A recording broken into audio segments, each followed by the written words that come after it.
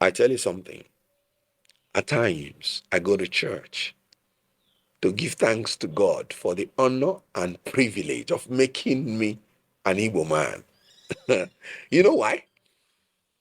Ndị Igbo are one of the rare gem in the whole world that can create their way out of any problem they are in. Hello, everyone, and welcome back. Thank you so much for stopping by.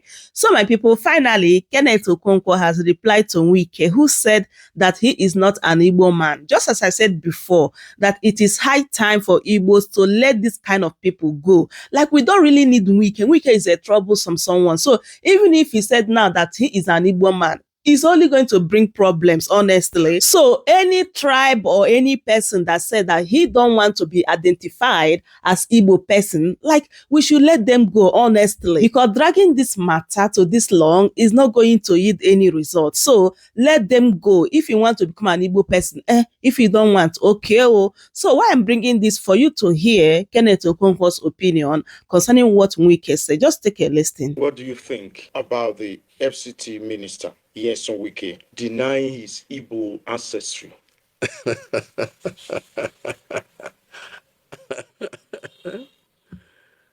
Well, you see, the issue of the FCT minister denying his Igbo ancestry is actually very amusing.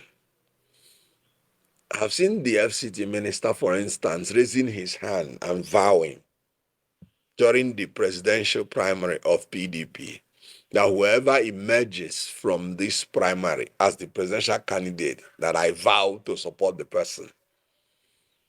He later on supported Tinubu in the presidential election after the vow. And he started saying, no, it's because he's from the South. And then I was asking myself then, when you were making the vow, were you not aware that you had some northern candidates that were contesting? You contested with them. When you were making the vow, did you say, I vow that if any southern candidate emerged from this convention, I'm going to support the southern candidate? Is it, if any person, if anybody emerges, I vow, use the word vow, to support the person? I saw him also vowing he would never say anything against Odelina that will make him to cry. But the things he's saying about Odelina is even making Odeline's followers to scream. Then you can imagine Odeline himself. I saw him also vow that once he leaves office, he will leave his successor to have peace and will not come to disturb him. That is not the kind of person that disturbs his successor. His successor is the most disturbed successor in the whole Nigeria. So he has made a lot of vows which he had recanted.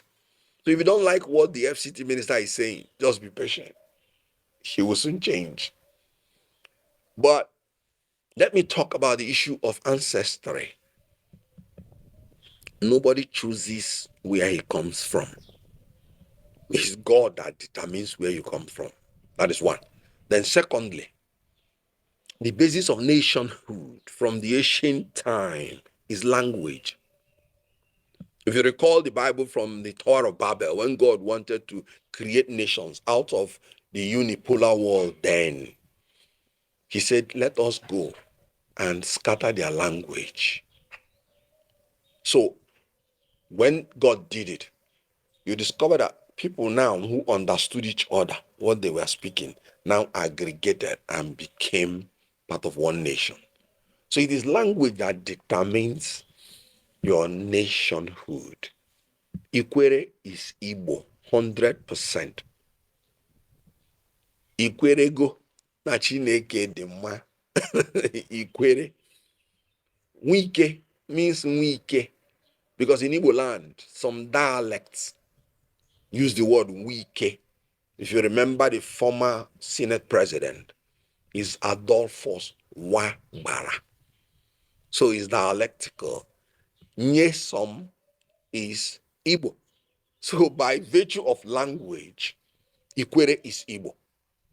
And it is not, it is in his constitutional right to say he does not want to identify as Igbo. That's his constitutional right. But he cannot say he's not Igbo, because by language, by tribe. He is Igbo and he doesn't have a choice about it.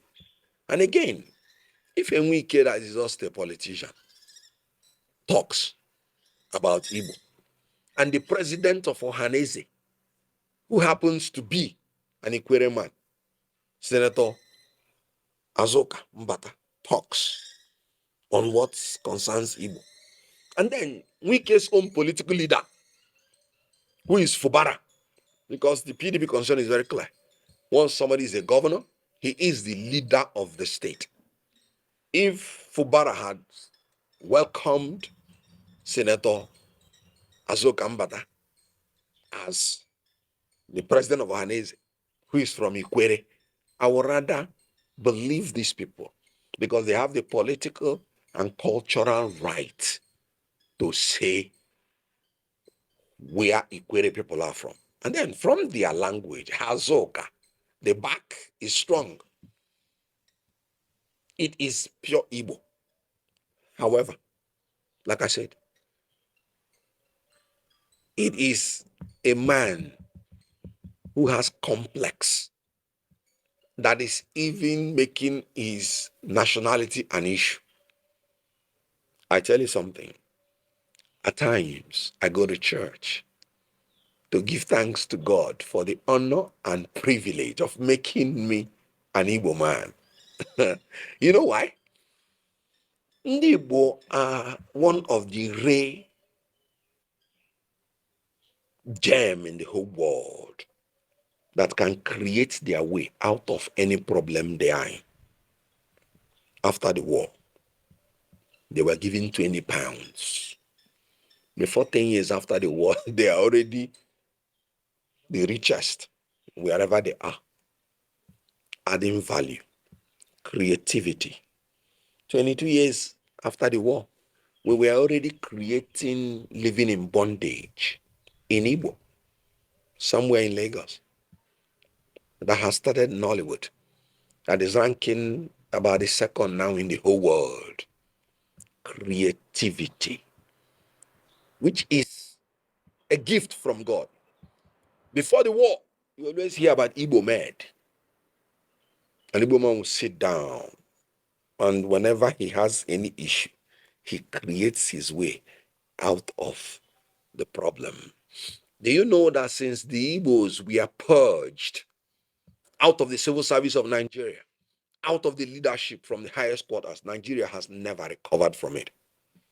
The best time of Nigeria was before the Civil War. And then the Igbos were in charge of practically majority of the sectors in Nigeria.